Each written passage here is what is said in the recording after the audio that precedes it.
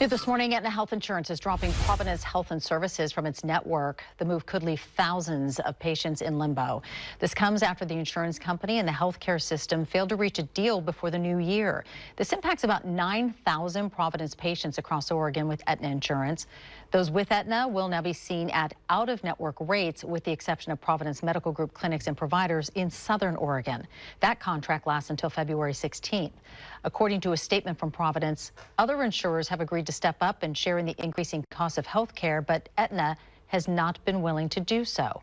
Providence employee benefits are not impacted by the expiration since they are self-insured and Aetna serves as their benefits administrator.